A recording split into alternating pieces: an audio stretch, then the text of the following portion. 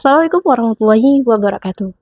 Halo teman-teman, pada kesempatan kali ini saya akan mempresentasikan materi tentang komunikasi interpersonal dan identitas budaya. Pernah nggak sih kita mengalami salah paham ketika berbicara dengan seseorang yang berasal dari daerah atau budaya yang berbeda? Misalnya, ada orang yang berbicara secara langsung dan tegas, sementara orang lain lebih memilih berbicara dengan halus dan tidak langsung.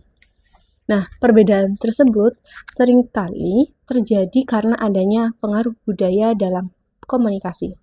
Oleh karena itu, penting bagi kita untuk memahami hubungan antara komunikasi interpersonal dan identitas budaya. Jadi, komunikasi interpersonal itu adalah proses pertukaran pesan antara dua orang atau lebih yang memungkinkan adanya umpan balik secara langsung. Nah, komunikasi ini terjadi dalam kehidupan sehari-hari seperti ketika kita berbicara dengan teman, keluarga, guru, atau rekan kerja.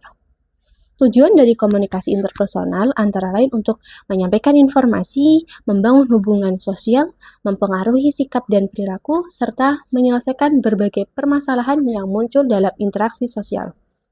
Selanjutnya, kita akan membahas tentang identitas budaya.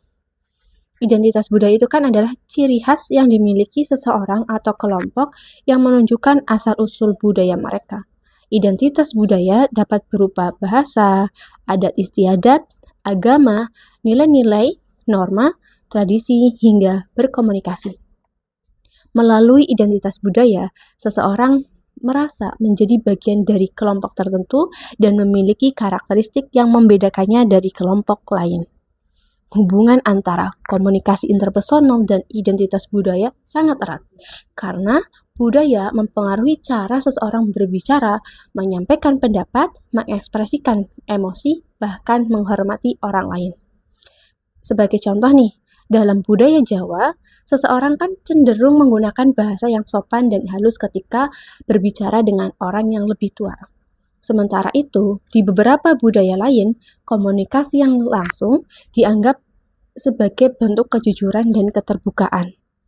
Selain itu, budaya juga mempengaruhi gaya komunikasi seseorang. Dalam budaya yang disebut high context, seperti Indonesia dan Jepang, pesan itu sering disampaikan secara tidak langsung karena mempertimbangkan perasaan lawan bicara.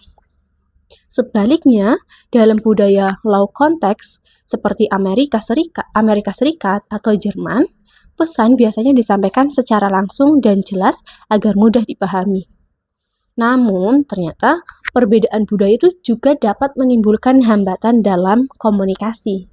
Hambatan tersebut dapat berupa perbedaan bahasa, stereotip, prasangka, maupun etnosentrisme, yaitu sikap di mana ia menganggap budaya sendiri itu lebih baik daripada budaya orang lain.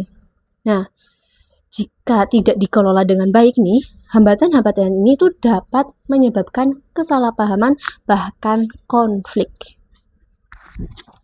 Sebagai contoh, seorang mahasiswa dari Jawa mungkin menyampaikan kritik dengan bahasa yang halus. Namun, temannya yang berasal dari budaya lain bisa saja menganggapnya tidak tegas karena tidak menyampaikan maksudnya secara langsung. Dalam situasi seperti ini, diperlukan sikap untuk saling memahami, menghargai perbedaan budaya agar komunikasi tetap berjalan dengan baik. Untuk menciptakan komunikasi interpersonal yang efektif di tengah keberagaman budaya, ada beberapa hal yang perlu dilakukan. Pertama, kita harus mendengarkan secara aktif. Kedua, harus menghargai perbedaan budaya yang ada. Ketiga, mengembangkan sikap empati dengan mencoba memahami sudut pandang orang lain. Dan yang keempat, kita bersikap terbuka terhadap berbagai perbedaan. Dan yang terakhir, menghindari stereotip serta prasangka terhadap kelompok tertentu. Nah, di era digital saat ini, komunikasi antar budaya itu sering terjadi melalui media sosial. Oleh karena itu, kita harus lebih bijak dalam berkomunikasi, gunakan bahasa yang santun, hindari ujaran kebencian, dan selalu menghormati keberagaman yang ada dalam masyarakat. Nah, dari penjelasan tersebut dapat disimpulkan bahwa komunikasi interpersonal merupakan proses interaksi antar individu yang sangat dipengaruhi oleh identitas budaya. Perbedaan budaya itu bukan penghalang dalam berkomunikasi, melainkan kesempatan untuk saling belajar, memahami, dan menghargai satu sama lain. Dengan demikian, sikap empati, keterbukaan, dan toleransi kita dapat menciptakan komunikasi yang harmonis di tengah masyarakat yang beragam. Sekian presentasi dari saya mengenai komunikasi interpersonal dan identitas budaya. Kurang lebihnya, mohon maaf. Wabillahi taufiq wal hidayah. Assalamualaikum warahmatullahi wabarakatuh.